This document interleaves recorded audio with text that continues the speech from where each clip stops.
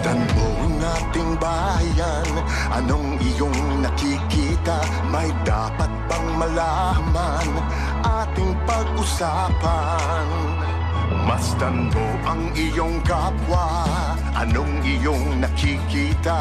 Luha ba o ligaya ang nasa kanilang mga mata? May nakikinig sa'yo, kapamilya, nagmamalasakit sa tweet-tweet na DZMM Radyo Patrol 630, nagbabalita, naglilingkod saan man sa buong mundo. DZMM Radyo Patrol 630, tapat at totoo, naglilingkod sa'yo, oh Pilipino. Magulong ng mithiin, sigaw ng inyong damdamin, dinig ng pag-asa, pag-ibig at pagkakaisa. Malayang nagbabalita at naglilingkod, iba't ibang tinig natin ang dinadala ng hangin. May karamay ka sa iyong pagsisikap, kasabay mo sa iyong mga pangarap. Inyong tulay, inyong kabay, kapit araw, kapit kamay saan man. DZMM Radyo Patrol 630, nagbabalita, naglilingkod saan man sa buong mundo.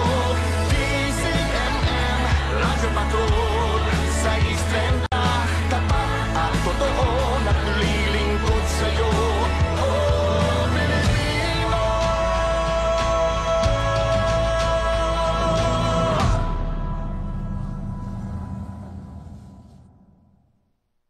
Pag-ibig, tagumpay, at mga kwentong no filter. Dear Chang Ami, tulad nga po ng mga sumusulat sa inyo, gusto ko rin po sanang ibahagi ang kwento ng pag-ibig ko. May kasama kang makikinig sa'yo. Matapos ang matinding sakit na naranasan ko sa dati kong asawa, hindi ko na naisip pa ang muling magmahal. It's a form of learning. Sama po doon yung experience of love. Ako to, si Chang Ami. Open na open yan na pag-usapan dito po sa Ako To Si Chang Ami. Kasama si Chang Ami Perez mula Lunes hanggang Biyernes, alas 3 ng hapon sa DZMM.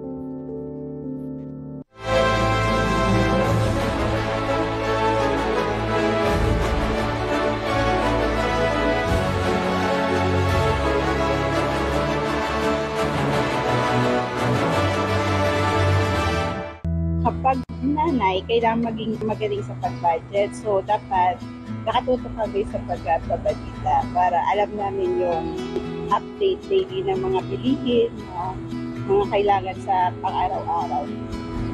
DZMM Radyo Patrol sa Ice 30. Una sa balita, una sa public service.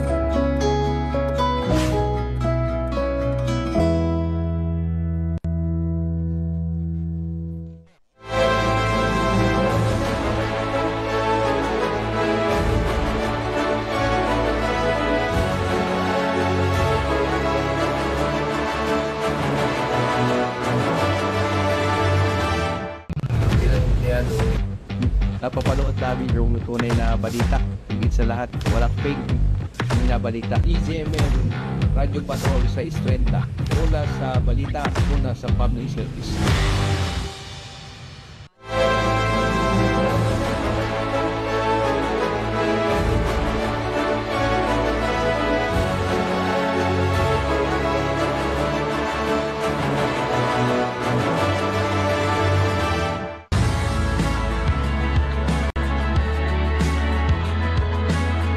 Kapag nanay, kailangan maging magaling sa pag-budget. So, dapat nakatutok kami sa pagbabalita para alam namin yung update daily ng mga bilihin, mga kailangan sa pang-araw-araw.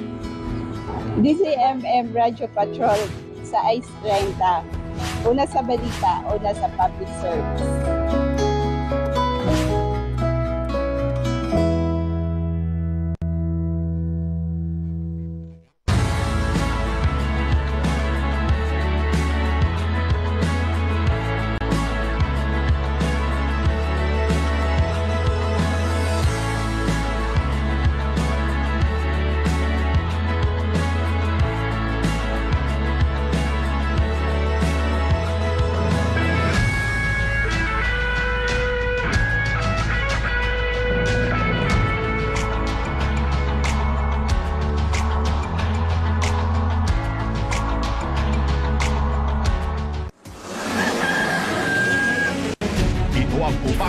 balitaang bubusugin ka sa impormasyong kapaki-pakinabang, makabuluhan at malaman.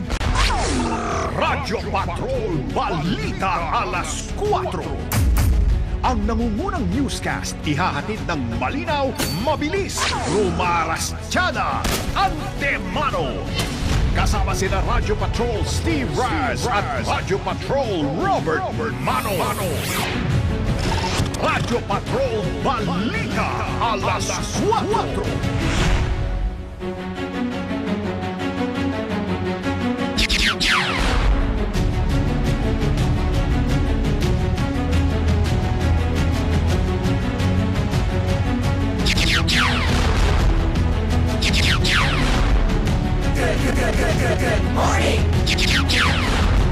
Ngayon po ay Lunes, June 23, 2025. Narito mga nagbabagang balita sa Radyo Patrol Balita Alas 4.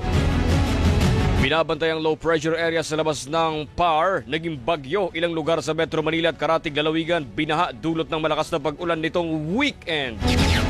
Magbobomba ng Amerika sa 3 nuclear site ng Iran. Umani ng batikos.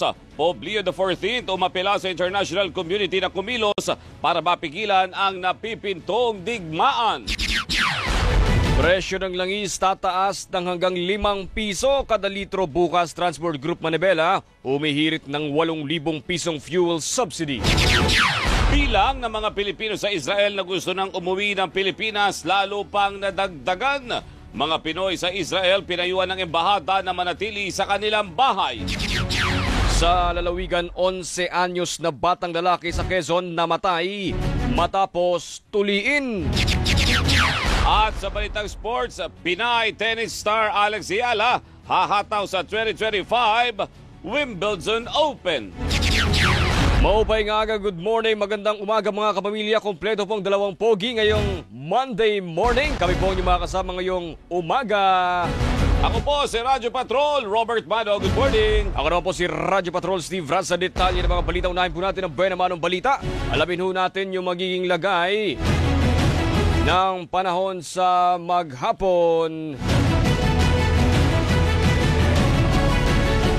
Maya-maya. Samantala, binaha naman ang ilang lugar sa Metro Manila at ilang Karatig Lalawigan dulot ng malakas na pag-ulan nitong mga nakaraang araw. Sa Caloocan, umabot hanggang tuhod ang baha sa sitio Matarik sa Barangay 175 dahil sa malakas na pag-ulan kahapon. Sa Oriental Mindoro, binaha maraming lugar sa Calapan City